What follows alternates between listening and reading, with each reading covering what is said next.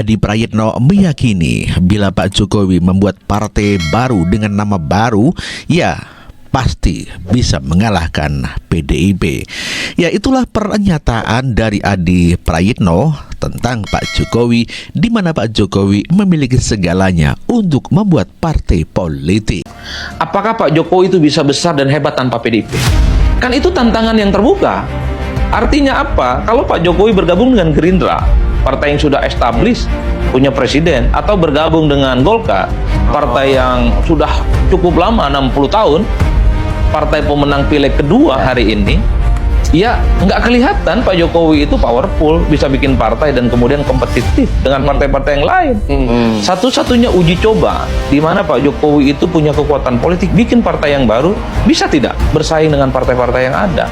Itu dilakukan oleh SBY, dilakukan oleh Prabowo Subianto. Pak Jokowi ini kan punya segala-galanya untuk bikin partai politik baru. Jadi Pak Jokowi itu harus menyentuh barang baru, namanya partai politik baru, dan itu tunjukkan bahwa partai barunya Pak Jokowi itu setara dengan PDIP dan bahkan bisa mengalahkan PDIP. Kan gitu, Bos. Iya. Adi Prayitno juga meyakini bahwa Jokowi bisa menggerogoti kekuatan PDIP, di mana PDIP sekarang sudah begitu turun drastis semenjak Jokowi tidak bergabung di dalam PDIP. Dan inilah pernyataan Adi Prayitno. Nah, per hari ini kita menyaksikan PDIP dengan Jokowi ini sudah pisah, sudah talak 6, nggak bisa gabung lagi. Oleh karena itu, kalau kita mengacu pada hasil pileg di 2024, PDIP itu kan turun suaranya 3%. Jangan-jangan itu karena efek ketika Jokowi sudah tak lagi bersama dengan PDIP. Loh, 3% loh bisa menggerogoti PDIP. Jangan-jangan kalau bikin partai politik baru, makin banyak itu digerogoti, bisa 5%, 6%. Jangan-jangan separuh PDIP bisa hilang. Atau sebaliknya, PDIP lah yang akan semakin naik secara signifikan. Itulah yang saya sebutkan. Bucu uji materi partai politik baru yang dinakodai oleh Pak Jokowi. Baik. Tentu kepentingannya bukan hanya untuk 2029, 10 tahun, 15 tahun, 40 tahun yang akan datang. Baik, Kita sama-sama nantikan ya akan kemana ya dari Joko Widodo ini berlabuh, atau benar kata Mas Adi, jangan-jangan ya buat partai sendiri ya. Kekalahan PDIP menuduh kalau Pak Jokowi menyebar bansos atau sebar bansos untuk kemenangan di dalam Pilpres kali ini. Namun demikian pada kenyataannya PDIP pun juga demikian, juga sebar bansos, juga ada yang sebar gas. Namun demikian pada kenyataannya di Jawa Tengah pun PDIP keok. Jokowi mempecundangi PDIP di kandang Banten dengan bansos. Jokowi berhasil mempecundangi dan mempermalukan PDIP di Jateng dan di Bali yang notabene basisnya Banteng. Jokowi diduga mempolitisasi bansos sebagai bentuk alat untuk mengkampanyekan 02. Secara kasat mata, tuduhan itu tidak sepenuhnya salah, karena memang jadwal pembagian bansos tersebut bertepatan pada masa kampanye. Padahal faktanya jadwal pembagian bansos sudah jauh-jauh hari diagendakan, bahkan sebelum deklarasi capres maupun cawapres. Dan yang harus kita pahami, ketentuan jadwal pembagian dan anggaran bansos tidak serta-merta keputusan presiden semata. DPR ikut andil dalam memutuskan dan mengawasi anggaran dan jadwal pembagian bansos tersebut. Pada dasarnya, semua partai yang ada di pemerintahan, terkhusus partai PDIP, menyetujui jadwal pembagian bansos ditetapkan pada masa kampanye.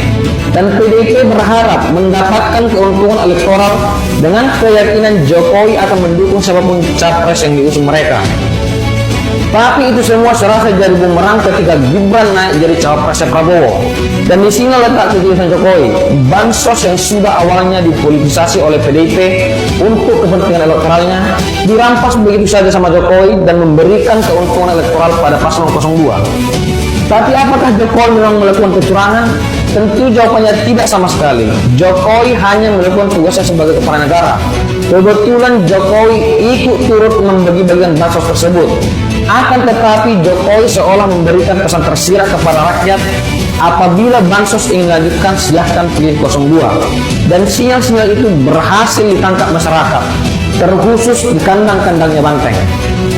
Hal ini membuat suara 02 melampaui elektabilitas survei yang terakhir yang berada di angka 51%. Dan Jokowi berhasil memenangkan perang dengan para Banteng. Dan Ganjar pun menjadi korban politik dari keegoisan PDIP yang merasa lebih besar daripada seorang Cawe-cawe Jokowi tumbangkan mesin politik PDIP di kandang Banteng. Pasangan Andika Perkasa dan Hendrar Prihadi yang diusung PDIP kalah dalam Pilgub Jawa Tengah berdasarkan hasil hitung cepat dari lembaga survei. Pasangan yang diusung Koalisi Indonesia Maju Ahmad Lutfi Tachiasin unggul dengan perolehan suara sekitar 59%. Kekalahan PDIP yang selama ini dominan di Jawa Tengah mengejutkan banyak pihak mengingat solidnya mesin partai di provinsi tersebut. Pengamat politik menilai peran penting Presiden Jokowi dalam kampanye Lutfi Tachiasin yang disebut memberikan dampak signifikan terhadap perubahan peta politik di Jawa Tengah. Dukungan Jokowi membantu menggerakkan pemilih PDIP untuk beralih mendukung pasangan Kim. Selain itu, kehadiran Tachiasin yang mewakili kalangan santri juga sukses menarik dukungan pemilih Muslim. Menurut kalian, apakah pengaruh Jokowi masih sangat kuat di Jawa Tengah? Kekalahan telak PDIP di kandang-kandang Banteng karena memang mereka sudah kena mental dengan yang namanya Pak Jokowi. Ya, saya melihat begitu. Di akhir-akhir kampanye, saya sebenarnya menunggu bagaimana tokoh-tokoh elit PDIP itu turun gunung. Itu benar-benar ke lapangan. Tetapi saya tidak melihatnya. Megawati Soekarno Putri sebagai Ketua Umum PDIP sebenarnya sangat diharapkan oleh akar rumput, oleh tim pemenangan di daerah untuk terjun, untuk kampanye. Puan Maharani pun tidak nongol. Dan para elit PDIP di pusat juga banyak yang nggak langsung terjun kampanye. Atau mungkin kalau kampanye itu lebih banyak belusukan, diam-diam. Mungkin ya, karena saya melihat mereka sudah kena mental dengan kehebatan, kekuatan Pak Jokowi yang pengaruhnya masih sangat-sangat luar biasa. Terutama di kota Solo, daerah-daerah di Solo Raya. Kemudian di Jawa Tengah, Banteng ambruk, Banteng terkapar. Ya memang ada gerakan, ada kekuatan dari masyarakat. Sudah saatnya mereka tidak memilih calon dari PDIP. Ada semacam gerakan seperti itu, suara-suara seperti itu yang tidak lagi menginginkan merah berkuasa di daerahnya. Ya memang saya melihat ada beberapa daerah yang menang dari calon PDIP. Salah satunya di Karanganyar. Karena apa? PDIP menggandeng Gerindra. Coba kalau PDIP hanya menjagokan dari internal PDIP, kalah seperti di Jawa Tengah. Mereka begitu sombong, congkaknya, percaya diri akan menang di kandang PDIP, akan menang di Jawa Tengah. Karena sudah 2 dasawarsa PDIP menguasai Jawa Tengah. Jawa Tengah benar-benar merah. Kenapa PDIP dulu begitu berkuasa di Jawa Tengah? Karena ada Pak Jokowi. Pak Jokowi lah yang membuat PDIP menang. Coba saja waktu itu tidak mencalonkan Pak Jokowi, kalah. Ini buktinya. Sekarang sudah terbukti siapa yang lebih kuat, lebih sakti, lebih hebat. PDIP sebagai partai legendaris, partai yang sudah lama bercokol di Indonesia, ataukah Pak Jokowi?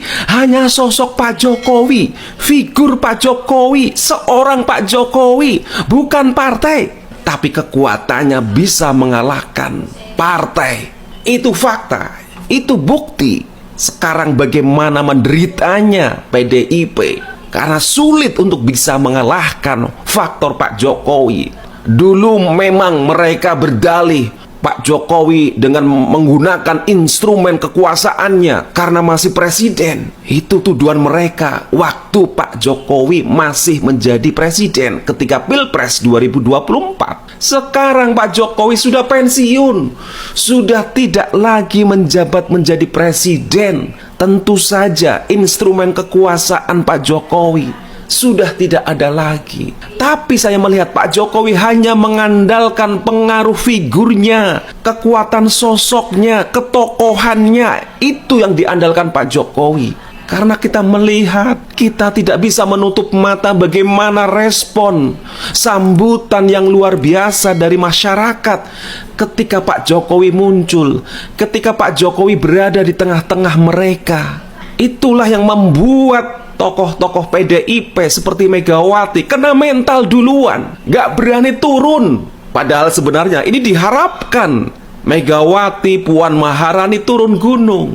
Seperti halnya Pak Jokowi Ya silakan Pak Jokowi diserang, difitnah, dianggap ambisi kekuasaan. Ya memang itulah dalam politik, mencari kekuasaan. Tetapi tujuannya tentu mulia. Kekuasaan yang bisa membawa masyarakat lebih sejahtera. Ya saat ini yang dipercaya adalah keluarga Pak Jokowi.